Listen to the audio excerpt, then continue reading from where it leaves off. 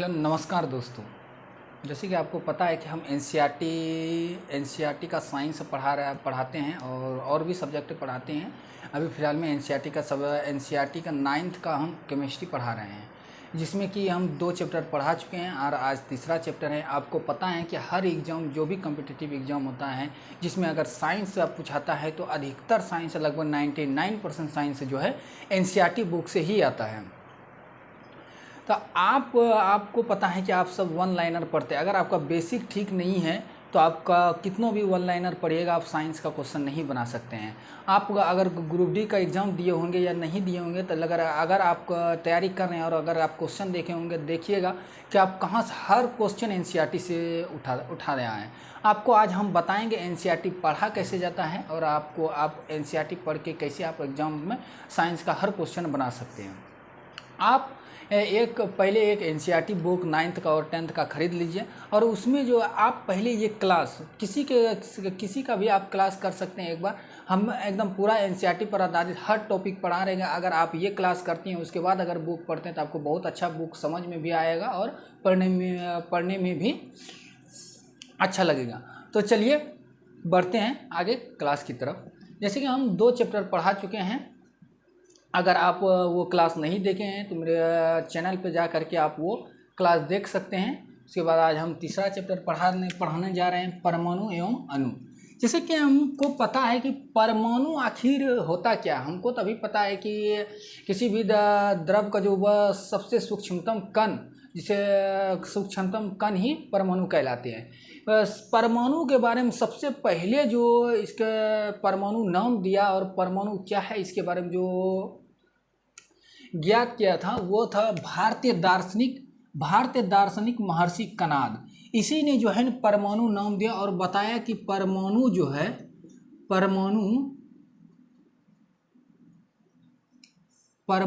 है यह अविभाज्य है। परमाणु व किसी भी द्रव्य देखिए द्रव और द्रव्य में आपको पता है कि द्रव, ये जो द्रव लिखते हैं, द्रव मतलब जल या जो बहने वाला हो जाता है, और द्रव ये जो लिखते हैं द्रव है, इसका अर्थ होता है पदार्थ। द्रव्य का अर्थ क्या होता है? पदार्थ होता है। वही बोला किसी भी द्रव्य को अगर हम छोटा मतलब टुकड़ा करते जाएं तो एक ऐसा स्थिति आ जाता है जब उससे और ज़्यादा विभाजित नहीं किया जा सकता। अगर हम किसी भी द्रव्य को विभाजित करते जाएं एक ऐसा स्थिति आता है जब हम पदार्थ को और विभाजित नहीं कर सकते। उसी को क्या महर्षि कणाद जो था उसी ने उसका नाम क्या दिया? परमाणु दिया। फिर बहुत सब वैज्ञानिक आते गया, उसने भी उसी के आधार पर परमाणु को अविभाज्य बताया। फिर बाद में ज्ञात हुआ परमाणु विभाजित है, उसके बारे में हम आगे क्लास में पढ़ेंगे। तो उसमें आया एक यानी लेवाइजिए ने जो रासायनिक संयोजन के 2 नियम दिया कि आखिर कोई भी जो तत्व होता है वो आखिर रासायनिक संयोग क्यों करता है। तो इसके बारे में ये 2 नियम दिया। उसमें 2 नियम किसने दिया था? लेवाइजिए ने रासायनिक संयोग के 2 नियम दिए थे। रासायनिक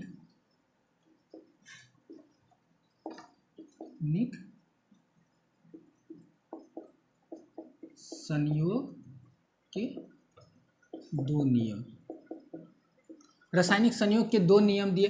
रासायनिक संयोग के नियम जब दे रहा है तो लेवाइजिए और प्राउस्ट ये दोनों मिलकर बहुत सब तत्वों पर बहुत सब चीज़ पे शोध किया। उसके बाद वो नियम दिया था।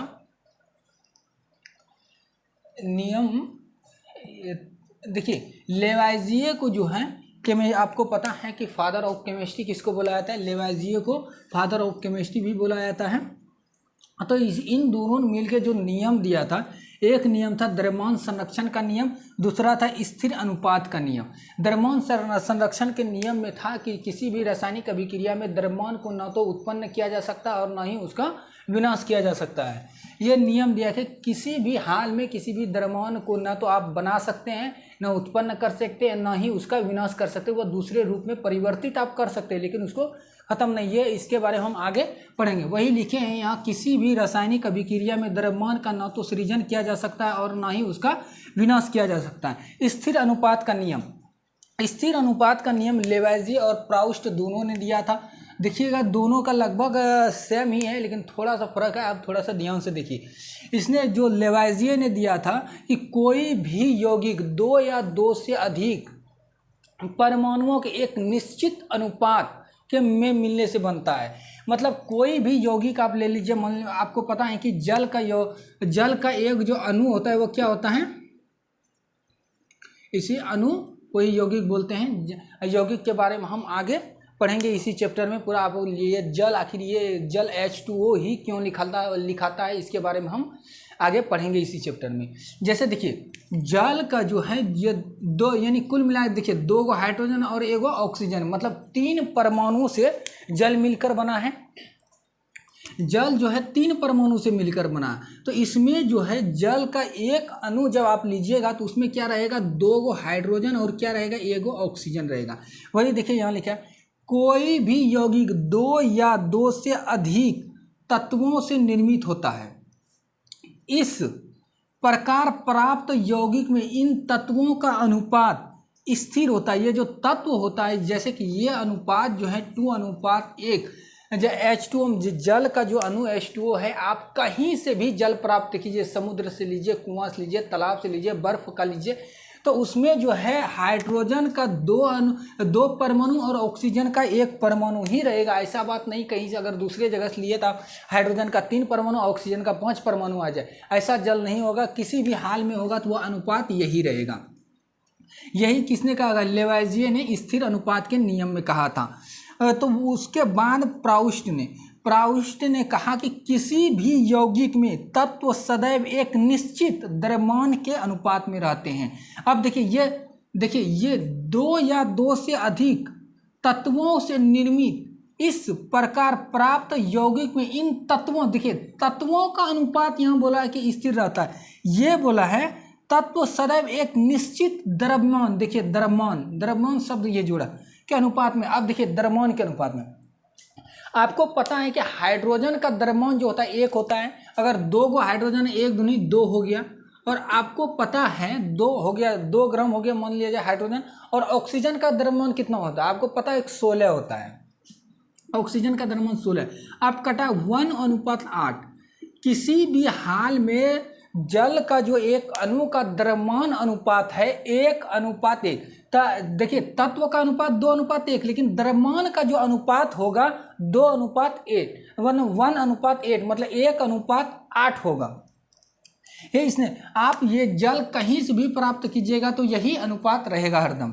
तब ये दोनों ने नियम दिया, इसी पर आधारित उसके बाद और खोज होते गया। उसके बाद फिर ये है जॉन डॉल्टन आया था।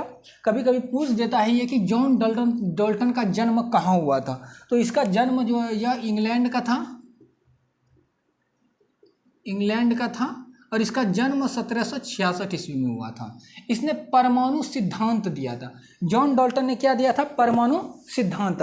अब परमाणु सिद्धांत में था कि सभी द्रव्य परमाणुओं से बना होता है। रासायनिक अभिक्रिया में न तो परमाणु का यानी द्रव्यमान का सृजन किया जा सकता है, ना ही विनाश किया जा सकता है। इसी तरह भिन्न भिन्न तत्व के लिए परमाणु द्रव्यमान भिन्न भिन्न होता है। इस तरह करके बहुत सब लगभग 6 नियम दिया था किसने, जॉन डॉल्टन ने। वह नियम को उतना जरूरी नहीं है याद करना।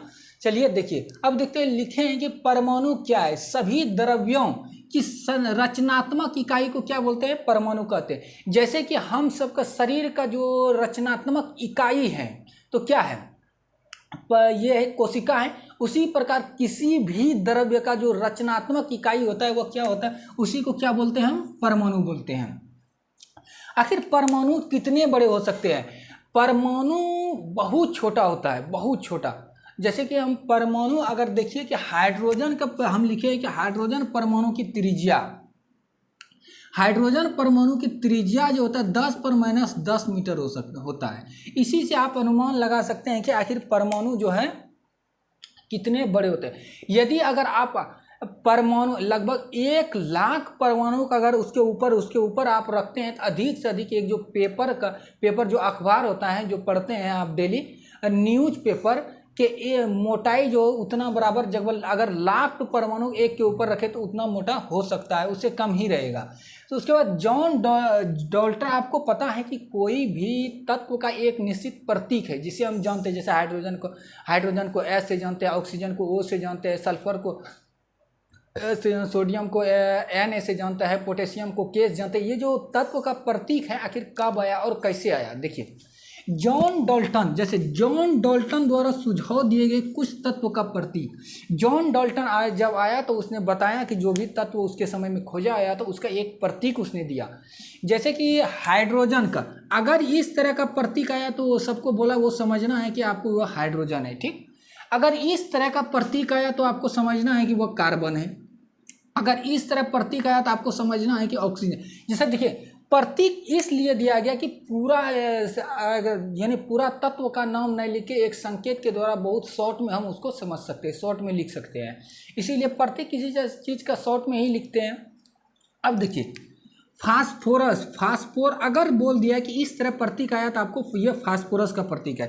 ये भी एग्जाम अगर आप ग्रुप डी या रेलवे का कोई भी एग्जाम दियो या साइंस का कोई भी एग्जाम अच्छा जिसमें साइंस से अच्छा खासा पूछाता है तो आप देखे होंगे कि उसमें क्वेश्चन जो पूछता है कि ये आपका एक प्रतीक दे देगा और ये पूछेगा ये प्रतीक किस तत्व का है।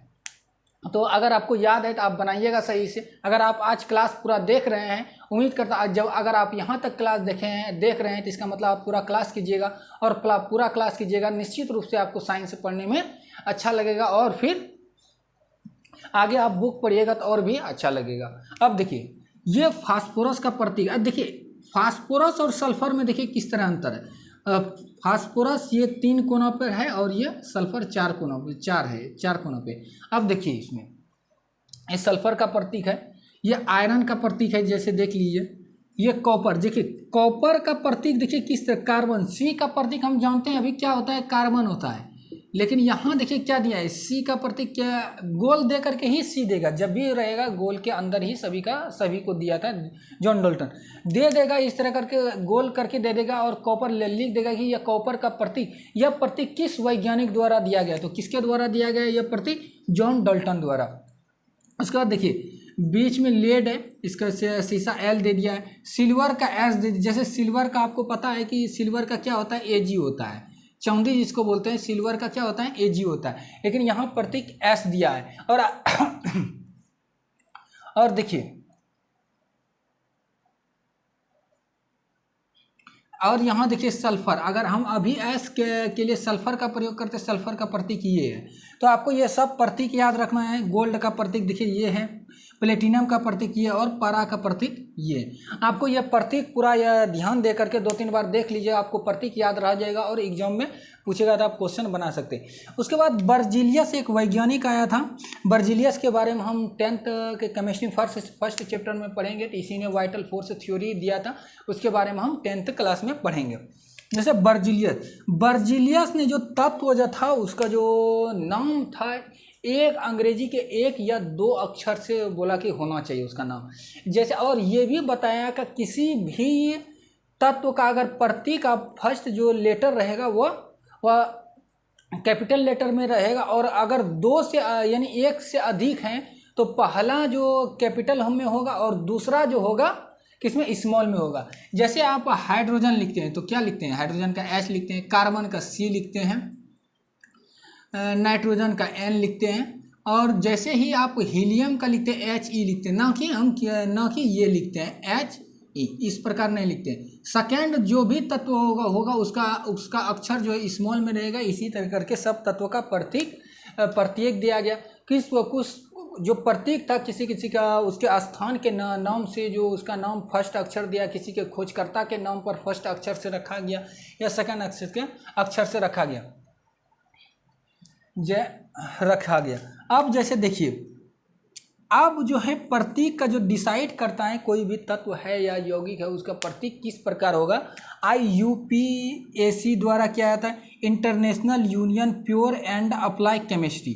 ये आपको इसका फुल फॉर्म भी याद रखना है, क्योंकि कभी कभी एग्जाम में पूछ देता है IUPAC का फुल फॉर्म क्या होता है, international union for pure and apply chemistry होता है।